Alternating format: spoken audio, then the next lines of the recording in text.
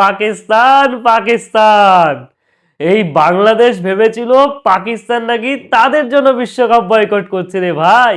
বিশ্বকাপ না, ভারত ভার্সেস পাকিস্তানের ম্যাচ বয়কট করছিল এবং সেই নিয়ে ছাড়া সোশ্যাল মিডিয়া উত্তাল। আরে পাকিস্তান নাকি বাংলাদেশকে বন্ধু ভেবে করেছে। আরে ভাই না, পাকিস্তান আজকে হারে হারে টের পেল এবং সারা বিশ্ব হারে হারে টের পেল, বাংলাদেশও হারে হারে টের পেল। বুঝতে পারছেন পাকিস্তান কেন ভারতের বিরুদ্ধে খেলতে চাইছিল না? একটাই কারণ, ভারতের বিপক্ষে খেললে যেভাবে লজ্জায় হারবে, যেভাবে ভারত ফর্মে আছে, তার ধারে কাছেও আসতে পারবে না পাকিস্তান। দেখলেন তো কত রানে হারলো, বোঝা গেল তো। 100 রান করতে গিয়েই হিমশিম খেয়ে গেল পাকিস্তান। ওরা আবার নাকি ভারতের বিপক্ষে ম্যাচ জিতবে।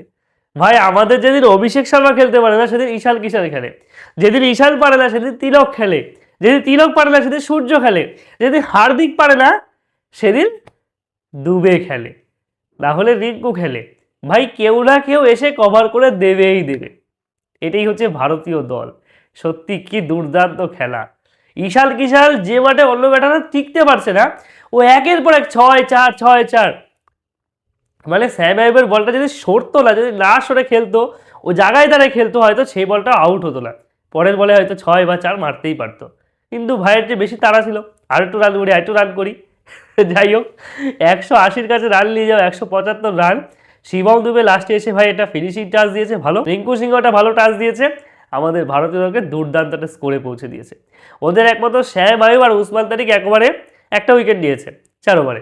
তাছাড়া আঘা বল করেছে, সালমান আঘা, সে প্রথমে একটা ওভার করেছে বা তারপরে করেছে, রান বেশি খায়নি।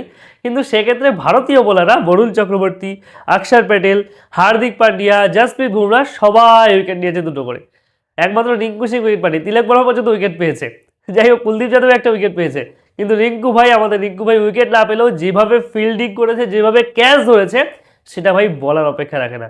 ওই ক্যাচগুলো ছিল, উইকেটগুলো আসলে রিঙ্কু সিংয়েরই, দুর্দান্ত ক্যাচ ধরেছে। হার্দিক পান্ডিয়া ক্যাচ ধরেছে, মানে সত্যি অসাধারণ থেকে অসাধারণ খেলা হয়েছে। এই জন্যই পাকিস্তান বারবার ভয় খেয়ে বলছিল ভাই আমরা খেলবো না, কান্নাকাটি করে, মানে বিয়ের মতো বলছে আমরা খেলবো না। সাহিবজাদা ফারহান কোথায় গেল? সাহিবজাদা ফারহান কোথায় গেল তোমার? আমি বুমরার কেরিয়ার শেষ করে দেবো, বুমরাকে শেষ করে দেবো, চলো।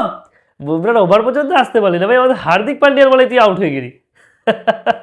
হাসবো না কাঁদবো ভাই, সত্যি বলার অপেক্ষা রাখে না।